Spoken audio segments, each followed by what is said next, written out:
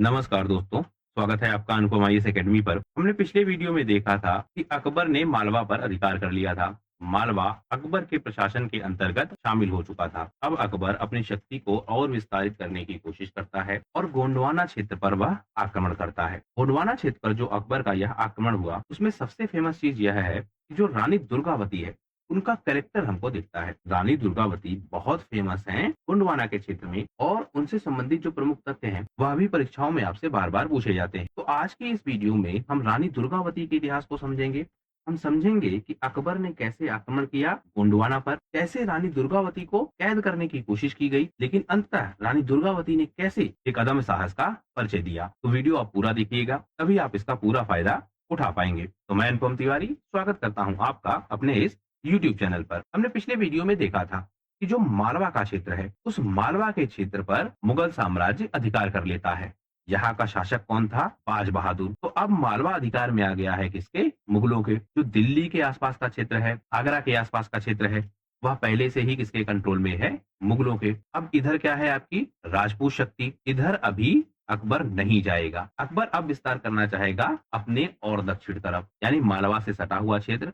और यह क्षेत्र थोड़ा कमजोर है। यहाँ की जो स्थिति है वह स्थिति थोड़ा डिस्टर्ब है। तो इस क्षेत्र पर यह अधिकार करने की कोशिश करेगा। हम समझते हैं कि यहाँ की जो प्रशासनिक व्यवस्था है, गोंडवाना का जो इतिहास है वह क्या है, यहाँ पर किस तरह से प्रशासनिक परिवर्तन हुए वह समझेंगे और क्यों गोंडवाना पर अधिकार करना अकबर के लिए जरूरी था और किस तरह से गोंडवाना पर अधिकार किया गया उसे हम समझते हैं। हम देखते हैं कि जो आपका गोंडवाना है वह वर्तमान का जो मध्य प्रदेश का क्षेत्र है, छत्तीसगढ़ का क्षेत्र है, महाराष्ट्र का जो विदर्भ का क्षेत्र है, उत्तर प्रदेश का कुछ क्षेत्र और आंध्र प्रदेश का जो क्षेत्र है, वहां पर जो गोंड जनजाति है, उन्हीं के कारण यह फेमस हुआ या उन्हीं के क्षेत्र के रूप में यह स्थापित हुआ। यानी जो गोंड जनजाति है, जिन क्षेत्रों में वह रहती थी, उसी क्षेत्र को कहने लगे थे गोंडवाना। गोंडवाना शब्द क्या है? एक शब्द है गोंड, गोंड मतलब जो जनजाति है, एक शब्द है वाना, वाना का मतलब हो गया वन।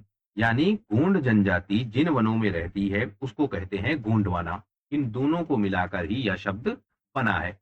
तो मुख्यतः जो गोंडवाना का क्षेत्र है वह गोंड जनजाति के लिए फेमस है।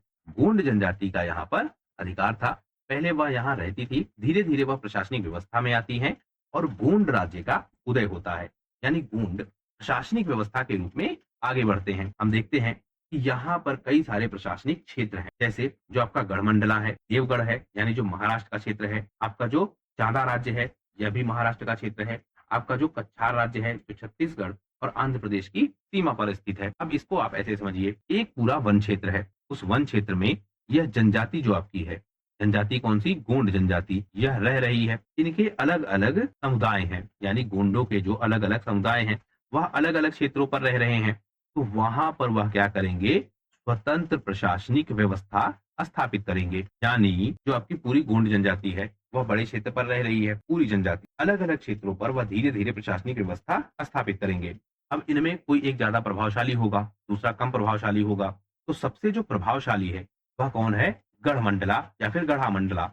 और जो बाकी क्षेत्र हैं वहां की जो जनजातियां हैं वह थोड़ा कम प्रभावशाली है। लेकिन इनके क्षेत्र का जो विस्तार है वह हमने देख लिया कि वर्तमान का मध्य प्रदेश का क्षेत्र, छत्तीसगढ़ का क्षेत्र, महाराष्ट्र का क्षेत्र, उत्तर प्रदेश का क्षेत्र, आंध्र प्रदेश का क्षेत्र, जहां पर यह गोंड जनजाति रह रही है, उस पूरे क्षेत्र को कहेंगे गोंडवाना। गोंडवाना क्षेत्र पर स्थानीय प्रशासनिक व्यवस्थाएं हैं। उन प्रशासनिक व्यवस्थाओं को लीड कौन कर रहा है? गोंड जनजाति के लोग। और इनमें जो गढ़मंडला है यही सबसे शक्तिशाली है। तो गढ़मंडला में होती है गढ़कंटका राज्य की स्थापना। करता कौन है? यादव राज या फिर नागदेव। इनमें थोड़ा विवाद है। कुछ स्रोतों में यादव राज नाम है, कुछ स्रोतों में नागदेव नाम है। कुल मिलाकर आपको यह याद रखना है कि 14वीं शताब्दी के आसपास यह प्रशासनिक व्यवस्था के रूप में उभरता है, पूरा गोंडवाना क्षेत्र। और उसमें भी जो गढ़कंटका राज्य है यह सबसे ज्यादा फेमस है और यही सबसे शक्तिशाली रूप में उभर कर आता है। बाद में हमको दो नाम और मिलते हैं, एक नाम है अमनदास, एक नाम है संग्राम शाह। यह जो आपका संग्राम शाह है इसी का पुत्र है कौन? दलपत शाह। और इसी दलपत शाह से विवाह होता है किसका? दुर्गावती का। इसे भी हम देखेंगे। तो अमनदास और संग्राम शाह दो प्रमुख नाम और हैं। यह गढ़कंटका राज्य में या फिर हम कहें जो गोंडवाना का क्षेत्र है उसमें सबसे ज्यादा फेमस है। फेमस क्यों है? क्योंकि जो आपका संग्राम शाह है इसने 52 किले बनवाए थे। और कहते हैं कि जो गढ़कंटका राज्य है उसका एक दूसरा नाम भी है। क्या नाम है? 52 गढ़ों वाला साम्राज्य। बनवाया किसने है? संग्राम शाह ने। जैसे मंडला का किला, चौरागढ़, जबलपुर, यह सारे बहुत फेमस किले हैं जिसको संग्राम शाह ने बनवाया था। और इसकी जो राजधानी है वह कहाँ है? चौरागढ़। चौरागढ़ कहाँ है? जबलपुर के आसपास का एक क्षेत्र है। संग्राम शाह सबसे फेमस व्यक्ति है। फिर यह अमनदास कौन है? इसे भी हम समझते हैं। दरअसल जो गढ़कंट का राज्य है या फिर जो आपका संग्राम शाह का राज्य है, यह राज्य अपनी हिंदू प्रशासनिक व्यवस्थाओं के रूप में बहुत फेमस है। अब यहाँ पर जो वैचारिक परिवर्तन है वह आपको समझना होगा। जो आपकी गोंड जनजाति है यह इस क्षेत्र पर रहती थी और जनजातियों के साथ हम क्या देखते हैं कि वह प्रकृति पूजक होते हैं सामान्यतः। और इनके साथ हम एक चीज और देखते हैं कि यह धार्मिक व्यवस्थाओं को बहुत ज्यादा नहीं मानते हैं, स्पेशली अपने स्टार्टिंग फेज में। तो जो गोंड जनजाति है इसको हिंदू धार्मिक व्यवस्था से किसने जोड़ा? यही व्यक्ति है अमनदास। यानी गोंड जनजाति को हिंदू धार्मिक व्यवस्था से सबसे ज्यादा जिसने कनेक्ट किया वह व्यक्ति कौन है? अमनदास। और जिसने प्रशासनिक रूप से सबसे ज्यादा मजबूत किया वह व्यक्ति कौन है? संग्राम शाह। तो दोनों व्यक्ति हमने समझ लिए। कई जगहों पर हमको यह मिलता है कि जो आपका अमनदास है और जो आपका संग्राम शाह है यह दोनों व्यक्ति एक, इसे भी हम समझते हैं। संग्राम शाह कौन था? यह गढ़कंटका राज्य का प्रशासक था। इसने 52 किलों का निर्माण करवाया था। और इसी का पुत्र कौन है? दलपत शाह। और उसकी पत्नी कौन है? दुर्गावती। अमनदास कौन है? जैसा मैंने आपको पीछे बताया कि जो वैचारिक पक्ष है कि जो गोंड जनजाति है वह हिंदू व्यवस्थाओं से जुड़े, उसमें सबसे ज्यादा भूमिका कौन अदा करता है? अमनदास। अमनदास के विषय में हम देखते हैं कि संभवतः जो आपका यह संग्राम शाह का प्रशासन है उसमें शायद यह कोई मंत्री रहा हो या फिर संग्राम शाह का गुरु रहा हो। यानी जो संग्राम शाह का प्रशासन है और जो अमनदास का प्रशासन है वह कई जगहों पर हमको पैरेलल दिखता है, यानी दोनों एक साथ प्रशासनिक व्यवस्था में है। लेकिन अमनदास धार्मिक पक्ष को ज्यादा देखता है, संग्राम शाह प्रशासनिक पक्ष को ज्यादा देखता है। लेकिन कई जगहों पर हम देखते हैं कि दोनों को एक ही व्यक्ति मान लिया जाता है। और ज्यादा यह समस्या हमको दिखती है कि जो लोक कथाएं हैं, क्षेत्रीय स्रोत हैं, उनमें हम पाते हैं कि संग्राम शाह और अमन शाह एक ही व्यक्ति हैं। लेकिन बहुत सारे जो इतिहासकार हैं वह स्पष्ट रूप से बताते हैं कि संग्राम शाह और अमनदास अलग अलग व्यक्ति हैं, दोनों का अलग अलग रोल है। अमनदास धार्मिक व्यवस्थाओं से ज्यादा कनेक्टेड है, संग्राम शाह प्रशासनिक व्यवस्था से ज्यादा कनेक्टेड है। जैसे जो आपका आईने अकबरी है, गढ़ा का जो इतिहास है, रानी दुर्गावती का जो चरित्र लिखा गया है, उन सब में इन दोनों को अलग अलग व्यक्ति बताया गया है। अब हम देखते हैं रानी दुर्गावती के इतिहास को, क्योंकि यही सबसे ज्यादा फेमस है गोंडवाना के क्षेत्र में। हमने पीछे से इसलिए कनेक्ट कर लिया जिससे आप ठीक से समझ पाए कि कैसे गोंडवाना प्रशासनिक व्यवस्था के रूप में स्थापित हुआ, कैसे संग्राम शाह ने नियंत्रण स्थापित किया और कैसे उसके बाद दलपत शाह प्रशासनिक व्यवस्था में आते हैं। हम देखते हैं कि रानी दुर्गावती का जन्म 5 अक्टूबर 1524 में कलिंजर किले में होता है। कलिंजर का किला वर्तमान का जो उत्तर प्रदेश का क्षेत्र है वहीं पर हमको दिखता है। इनके पिता का नाम क्या है? कीर्ति सिंह चंदेल। ये जो आपका कलिंजर का किला है इसे आपने एक जगह और देखा है, क्योंकि देखिए जो आपके किले होते थे वह कोई एक प्रशासक बनाता था, धीरे धीरे अलग अलग प्रशासक उस पर आते थे और अपनी भूमिकाएं अदा करते थे। तो जो कलिंजर का किला है यही मृत्यु हुई थी किसकी? बाद में शेर शाह सूरी की। यह तथ्य हमने पीछे देखा है। तो जो कलिंजर का किला है यहीं पर जन्म हुआ था किसका? रानी दुर्गावती का। बचपन से ही जो रानी दुर्गावती है इनका पुरुषों की भांति प्रशिक्षण हुआ, इनको ट्रेंड किया गया, युद्ध कौशल सिखाया गया, शस्त्र विद्या सिखाई गई, तीरंदाजी सिखाई गई, रणनीतिक शिक्षा दी गई। यानी जिस तरह से राजकुमारों की शिक्षा होती है उसी तरह का युद्ध कौशल, उसी तरह की शिक्षा रानी दुर्गावती को प्रदान किया गया।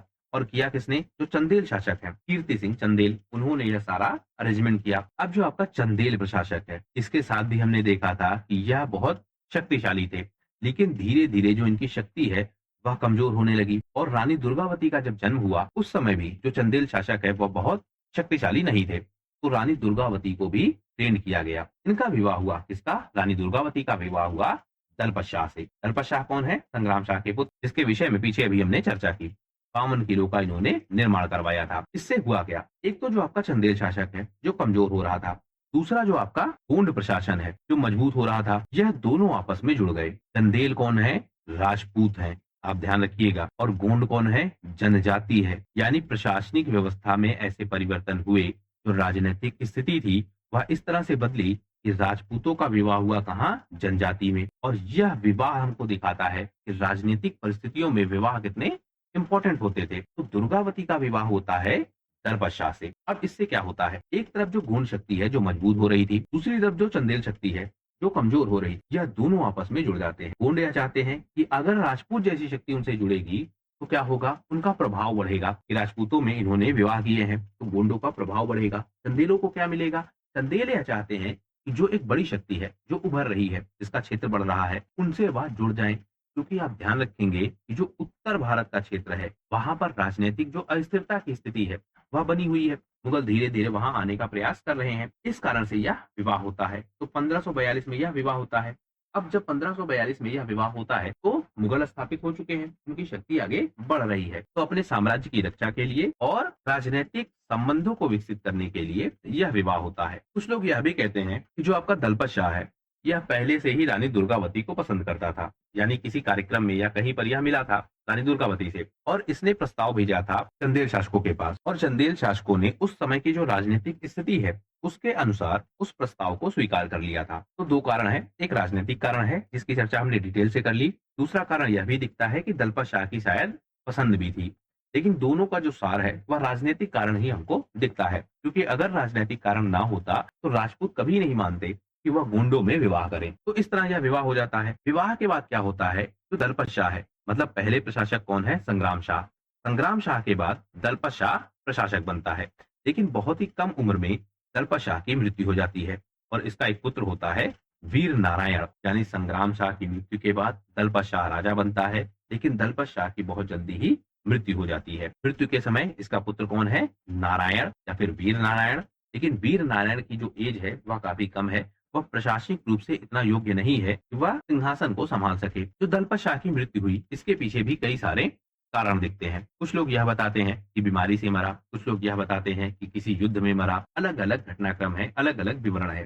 कुल मिलाकर हमको सिर्फ यह याद रखना है कि दलपत शाह की मृत्यु हो जाती है। दलपत शाह के बाद जो प्रशासनिक व्यवस्था है वह अस्थिर हो जाती है। क्यों?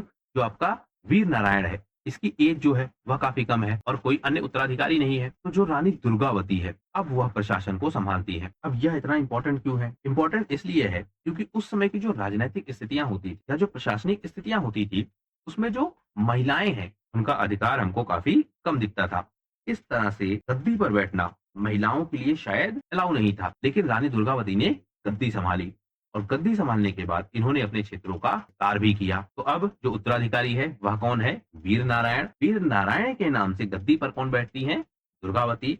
और दुर्गावती प्रशासन की बागडोर अपने हाथों में ले लेती है। अब होगा गोंडवाना पर हमला। क्यों होगा? क्योंकि हमने यह देखा कि जो मालवा का क्षेत्र है वह मालवा का क्षेत्र जीता जा चुका है। मालवा पर अटैक हुए, 2 अटैक हुए, बाज बहादुर हार गया और मालवा चला गया मुगल साम्राज्य के कंट्रोल में। जब मालवा चला गया मुगल साम्राज्य के कंट्रोल में, तो अब हमला होना था गोंडवाना पर। इससे पहले भी हम देखते हैं कि जो गोंडवाना का क्षेत्र है उस पर अलग अलग जो प्रशासनिक शक्तियां हैं वह आक्रमण करती हैं। यानी जैसे ही रानी दुर्गावती ने प्रशासन संभाला, तो जो अलग अलग शक्तियां हैं आसपास की, जैसे जो आपका बुंदेलखंड है, मध्य भारत का क्षेत्र है, जहां पर मालवा सबसे फेमस है, मालवा भी अटैक करता है किस पर, गोंडवाना पर। यानी लगने लगता है लोगों को कि जो गोंडवाना का क्षेत्र है वह कमजोर हो चुका है और वहां का जो प्रशासक है दलपत शाह, उसकी मृत्यु हो चुकी है। रानी दुर्गावती एक महिला है, उन पर अटैक किया जा सकता है। उनको पराजित करने के बाद गोंडवाना पर अधिकार किया जा सकता है। तो गोंडवाना पर अलग अलग शक्तियां अटैक करती हैं, लेकिन रानी दुर्गावती उन सारी शक्तियों से गोंडवाना की रक्षा करती है। बाज बहादुर हमला करता है, बाज बहादुर के हमले को भी रानी दुर्गावती फेल कर देती है और बाज बहादुर को पीछे होना पड़ता है। रानी दुर्गावती बहुत शक्ति के साथ गोंडवाना क्षेत्र के प्रशासन को संभालती हैं, गोंडवाना क्षेत्र को बहुत मजबूत करती है। इसीलिए जो रानी दुर्गावती का इतिहास है वह हमारे लिए बहुत इंपॉर्टेंट है, क्योंकि ज्यादातर लोग सिर्फ यह जानते हैं कि रानी दुर्गावती पर आक्रमण हुआ, रानी दुर्गावती ने आत्महत्या कर ली और जो गोंडवाना का क्षेत्र है वह चला गया किसके, मुगलों के प्रशासन में। लेकिन उससे पहले भी जिन स्थितियों में रानी दुर्गावती ने प्रशासन संभाला, उन स्थितियों में प्रशासन संभालने के बाद भी उन्होंने गोंडवाना के क्षेत्र को बहुत मजबूत किया। बाज बहादुर हमला करता है, बुंदेलखंड के शासक हमला करते हैं, अन्य जो आसपास की शक्तियां हैं वह हमला करती हैं, सबसे युद्ध करती हैं रानी दुर्गावती, सबको पराजित करती हैं, सबको पीछे होना पड़ता है। बाज बहादुर हारता है, बाज बहादुर पीछे हो जाता है। इसके साथ साथ जब यह रानी दुर्गावती प्रशासक बनी थी, तो राज्य के अंदर के जो प्रशासक हैं, यानी जो प्रशासनिक पदों पर लोग हैं, उनको यह अखरता था, वह नहीं चाहते थे कि कोई महिला उन पर प्रशासन चलाए, क्योंकि उस समय की जो परिस्थितियां हैं समाज की, वह यह नहीं मानने को तैयार थी कि एक रानी प्रशासनिक व्यवस्था को चला सकती है।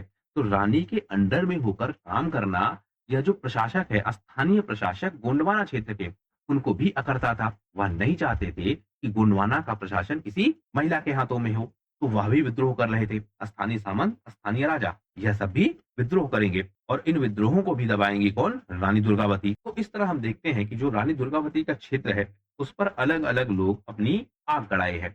एक, रानी का अंदर का प्रशासन कमजोर, वह भी चाहते हैं कि रानी दुर्गावती प्रशासनिक पद पर ना रहें।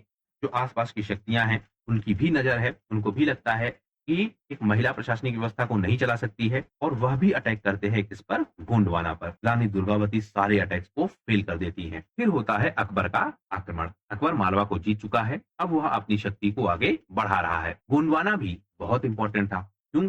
एक तो वन संपदा यहाँ खूब थी, दूसरा जो इसका मार्ग था, वह भी बहुत इंपॉर्टेंट था।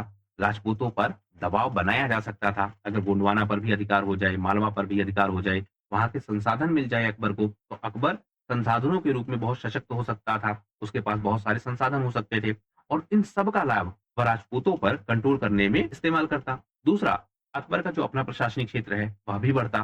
तीसरा, अकबर के पास जो धन संपदा है, वह भी खूब बढ़ती और गोंडवाना का जो प्रशासन है, वह भी इसको कमजोर दिख रहा है। इसी तरह से हमने देखा था, तो मालवा पर अटैक कर दिया, मालवा पर कंट्रोल करने की कोशिश की। अब इसने देखा कि दूसरा कमजोर कौन है, तो इसने देखा गोंडवाना, एक महिला का प्रशासन है, उसके अपने प्रशासन के जो लोग हैं, वह उससे सहमत नहीं है, आसपास की शक्तियां अटैक कर रही हैं, तो यह क्या करता है? गोंडवाना पर अटैक करने की तैयारी करता है, गोंडवाना को जीतने का प्रयास करता है, अपने साम्राज्य को विस्तारित करने का यह प्रयास करता है। दूसरा, गोंडवाना के साथ हम यह भी देखते हैं, अकबर पहले यह प्रयास करता है कि गोंडवाना उसके अधिकार क्षेत्र में आ जाए, गोंडवाना सरेंडर कर दे और सरेंडर करने के बाद वह यह स्वीकार कर ले कि जो प्रशासन है वह मुगल साम्राज्य के अंतर्गत है। यानी अकबर का प्रयास क्या था? अकबर यह चाहता था कि जो गोंडवाना का क्षेत्र है, वहां पर रानी दुर्गावती बनी रहे, कोई दिक्कत नहीं है। लेकिन गोंडवाना चला जाए कंट्रोल में किसके? अकबर के। इनडायरेक्ट कंट्रोल हो किसका? अकबर का।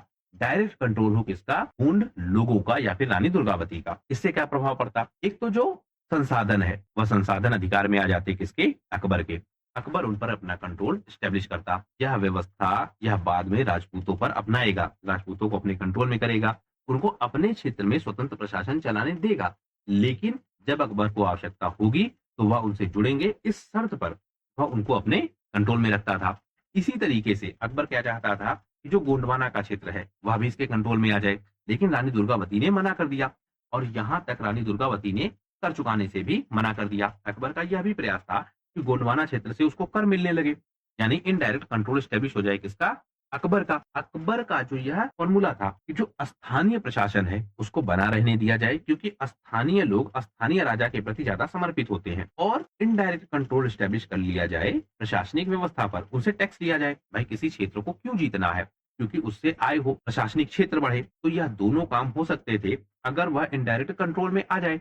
यही प्रयास यह करता है गोंडवाना में भी, लेकिन गोंडवाना नहीं मानता है। राजनीतिक स्थिति जो है वह काफी कमजोर है, अलग अलग क्षेत्र आक्रमण करने की कोशिश कर रहे हैं। अकबर को यह लगता है कि उचित मौका है, गोंडवाना पर हमला किया जाए और गोंडवाना को जीत लिया जाए। रानी दुर्गावती इस हमले का सामना करती है और युद्ध होता है नरई नाले का युद्ध। यह युद्ध जो है यह बहुत इंपॉर्टेंट है, नाम जरूर आप ध्यान रखिएगा। 23 और 24 जून 1564 को यह युद्ध होता है। यह 2 दिन क्यों दिए गए हैं और यह 2 दिन क्यों इंपॉर्टेंट है? क्योंकि जो पहला दिन है वह युद्ध गोंडों के पक्ष में है, यानी दुर्गावती के पक्ष में है, लेकिन जो दूसरा दिन है वह किसके पक्ष में है?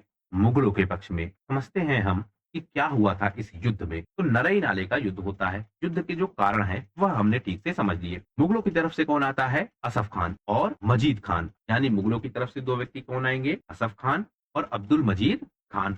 यह तथ्य भी पूछे जाते हैं कि किस युद्ध में कौन आया था। जैसे हमने देखा जो मालवा का युद्ध हुआ, तो मालवा के युद्ध में कौन आया था? 2 युद्ध हुए थे। पहले युद्ध में आया था अधम, जिसकी बाद में हत्या हो गई। दूसरे में आया था कौन? जहांगीर खान। यह हमने देख लिया था। अब जो आपका यह नरई नाले का युद्ध है, यहाँ पर कौन आ रहा है? असफ खान और अब्दुल मजीद खान। यह दोनों आक्रमण करते हैं। वीर नारायण का जो प्रशासन है उसको हटाने की कोशिश करते हैं, क्योंकि वास्तविक रूप से जो गद्दी पर बैठा है वह भले ही रानी दुर्गावती बैठी है, लेकिन कंट्रोल किसका है या किसके नाम से प्रशासन है? वह वीर नारायण है। तो वीर नारायण को हराने का प्रयास किया जाता है, या फिर वीर नारायण को गद्दी से हटाने का प्रयास किया जाता है। नरई नाले का ही क्षेत्र क्यों? क्योंकि जो मुगल सेना है वह संख्या बल में ज्यादा थी और जो रानी दुर्गावती है वह बहुत प्रभावशाली थी, बहुत योग्य थी। उन्होंने यह समझा कि सीधे सीधे युद्ध में मुगल सेना क्योंकि संख्या बल में ज्यादा है तो वह उनको आसानी से पराजित कर देगी। अपनी शक्ति को उन्होंने समझा और समझने के बाद जो यह नरई नाले का क्षेत्र है इसको चुना। क्यों? क्योंकि यह एक सकरा मार्ग था और जब सकरा मार्ग है तो जो आसपास से आक्रमण है वह कम संख्या बल के साथ भी किया जा सकता था। यानी इनका जो प्लान था वह यह था कि यह नाले का क्षेत्र है, इस पर मुगल सेना आएगी, आसपास से यह हमला करेंगे और आसपास से हमला करने के बाद भले ही मुगल सेना शक्ति बल में ज्यादा है, यह इसको पराजित कर ले जाएंगी और इनकी यह योजना काम भी करती है। जब पहले दिन का युद्ध होता है, दुर्गावती बहुत तेजी के साथ अटैक करती हैं, मुगल सेना को पीछे हटना पड़ता है, मुगल सेना बहुत कमजोर दिखती है। संख्या बल हम देखते हैं कि जो रानी दुर्गावती हैं, इनके पास 20 से 25 हजार के आसपास सैनिक है और यह संख्या बल भी बढ़ा चढ़ाकर बताया जाता है। क्यों बताया जाता है? क्योंकि जो मुगल इतिहासकार हैं, वह जानबूझकर ऐसा लिखते हैं कि रानी दुर्गावती के पास ज्यादा शक्ति थी। ऐसा क्यों? वह यह दिखाने की कोशिश करते हैं कि जो यह आक्रमण हुआ, यह आक्रमण कहीं न कहीं बराबरी का था, यानी युद्ध कहीं न कहीं बराबरी का था। लेकिन जो रानी दुर्गावती की शक्ति है, वह शक्ति काफ़ी कमज़ोर थी, मुगल सेना संख्या बल में बहुत ज़्यादा थी। लेकिन जो इतिहासकार हैं, वह यह मानते हैं कि लगभग यह डबल थी। लेकिन उसके बाद भी रानी दुर्गावती पहले दिन के युद्ध को जीत जाती हैं। नरई नाले का जो पहला दिन है, वह रानी दुर्गावती के पक्ष में जाता है और मुगल सेना को पीछे हटना पड़ता है। इसके बाद क्या होता है? रानी दुर्गावती एक योजना बनाती हैं। योजना क्या है? वह कहती हैं कि देखो मुगल सेना जो है, वह संख्या बल में काफ़ी ज़्यादा है और हम लोग क्या कर सकते हैं, रात में अटैक, रात में हम लोग एकदम से हमला करेंगे मुगल सेना पर और मुगल सेना को पराजित कर देंगे। अब यहाँ पर जो सरदार हैं, इसके सरदार रानी दुर्गावती के, वह कर देते हैं विरोध। विरोध क्यों करेंगे?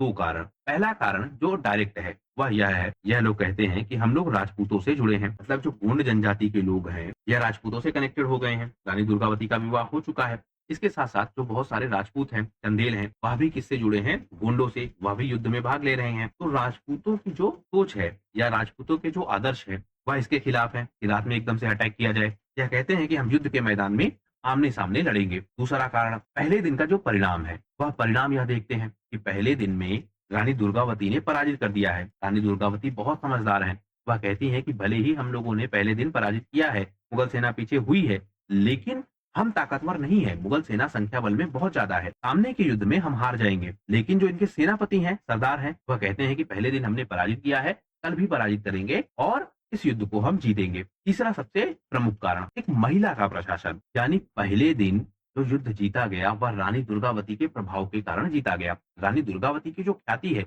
वह ख्याति और बढ़ने लगी। अब इसमें जो पुरुषवादी सोच है, वह यह देखती है कि एक महिला इतनी प्रभावशाली कैसे हो सकती है। हमने यह पहले भी देखा कि रानी दुर्गावती के प्रशासन के जो अंदर के लोग हैं, वह यह नहीं चाहते हैं कि रानी दुर्गावती का प्रशासन बना रहे। वह किसी तरीके से वेट कर रहे हैं कि नारायण कब बड़ा होगा, उसका प्रशासन आए। लेकिन जब युद्ध में इस तरह से रानी दुर्गावती अगली पंक्ति में खड़े होकर नेतृत्व करती है युद्ध का और पहले दिन युद्ध में जीत दिलाती है, तो जो यह सरदार हैं, स्पेशली जो आपके पुरुष हैं, उनके मन में यह बात है कि एक महिला इतनी शक्तिशाली कैसे हो सकती है। और अब यह महिला कह रही है कि रात में हमला किया जाए, युद्ध में जीत प्राप्त की जाए, दुश्मनों को पराजित कर दिया जाए। एक बड़ा कारण यह दिखता है हमको कि यह हमला नहीं होता है, रानी दुर्गावती की बात को नहीं माना जाता है। और रानी दुर्गावती भी क्योंकि युद्ध का मैदान है और युद्ध के मैदान में वह उतर चुकी हैं, तो इन सरदारों पर वह डिपेंडेंट है। इन सरदारों के अगेंस्ट वह नहीं जा सकती हैं। और जब सरदारों ने मना कर दिया कि नहीं, रात में हमला नहीं किया जाएगा, तो रात में हमला नहीं होता है। और इसका परिणाम यह होता है कि जब युद्ध का दूसरा दिन आता है 24 जून का, उस दिन जो मुगल सेना है वह ज्यादा शक्तिशाली दिखती है। मुगल सेना तैयारी के साथ आती है क्योंकि पहले दिन वह युद्ध हार चुके थे, दूसरे दिन पूरी तैयारी के साथ आते हैं।